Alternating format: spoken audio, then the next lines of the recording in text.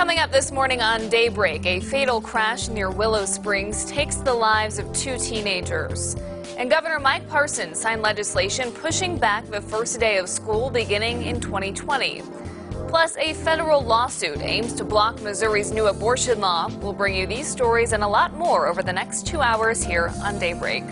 Good morning and thanks for waking up with us. It's Wednesday, July 31st. I'm Lauren Barnes. Joe has the morning off. He will be here for midday, though, so if you're missing some Joe, don't worry. You can catch him at 11.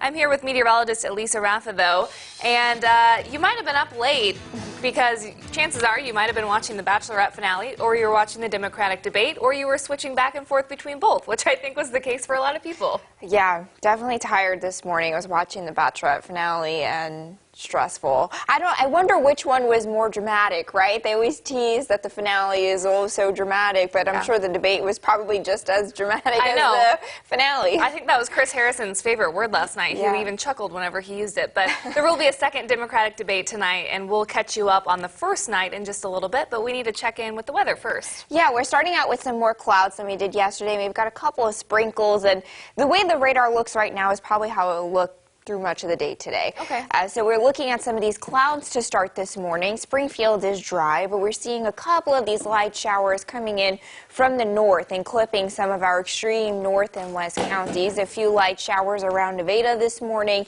near Metz, Sheldon, and Appleton City, and that's about it. The rain is really light. We're just getting clipped from the north, and these are the areas that will be most susceptible to some of these showers as we head through the day today. It's 65 degrees at Lake of the Ozarks, 73 in Ava, and 70 in Springfield this morning. While we do have that shower chance today, it's going to be pretty light and spotty, so I expect widespread dry roads through the afternoon, even this morning. At the pool, we'll have a couple of these showers, at least in Springfield, probably likely through the first half of the day, and then clouds linger with those temperatures in the middle and upper 80s. So at the fair today, we'll have a chance for a couple of showers, and they should be light, shouldn't have too much in the way of lightning, 87 degrees there.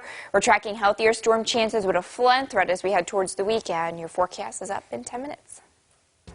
We begin with what's making news now. A crash near Willow Springs has killed 2 teenagers. 4 teens were riding in a car on Highway 181 when the car went off the right side of the road. The car overcorrected, flipped, and stopped on the other side. The 2 teens killed in the crash were pronounced dead at the scene. The other 2 teens were not injured in the crash. Only one of the teens was wearing a seatbelt. We also have some education coverage to bring you. It is official. The first day of school can no longer start more than 14 days before Labor Day here in Missouri. Governor Mike Parson recently signed the legislation that pushes back the first day of school beginning the 2020-2021 school year. Some school districts in the state are adding more hours to each school day, ending up with a longer summer. Springfield, though, is not one of them. One thing that Springfield Public Schools is committed to is maintaining the same number of days so that our students have that same ability to access quality learning year-long. 1,044 curriculum hours is what's required for a school year. SPS currently has 172 days within the academic school year. Neither of those numbers will change. In some more local news, the Springfield Fire Department is now using an online tracking system to make sure fire alarms, extinguishers, and sprinklers are up to code. The system notifies businesses when equipment tests are due or maintenance repairs are due. And some good news already. Several faults have been fixed that may not have been noticed otherwise. Keeping crime in focus, a Missouri man will spend 19 years in prison for enticing a Lawrence County child. 51-year-old Kevin Nasser of Potosi pleaded guilty to communicating with a 12-year-old girl to engage in sexual activity. The FBI and the Highway Patrol tracked the girl down who was with him in Potosi. He will be on supervised probation for the rest of his life, even after he serves that sentence.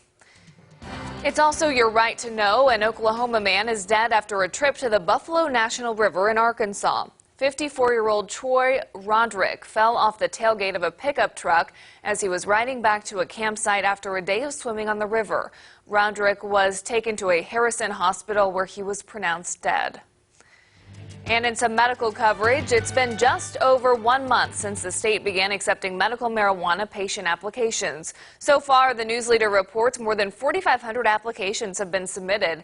One Springfield man who applied for the ID card says the whole process took just about 30 minutes. We also want to show you what the ID cards will look like. It's estimated the state system will support up to 2.5% of state residents. That comes down to about 152,000 people. And a federal lawsuit aims to stop Missouri's new abortion law from going into effect. Planned Parenthood and the ACLU say the new law will harm plaintiffs and patients by restricting access to abortion care. The new law bans abortions beyond the 8th week of pregnancy with no exceptions for rape or incest. So far, neither the governor nor the attorney general have commented on the federal lawsuit.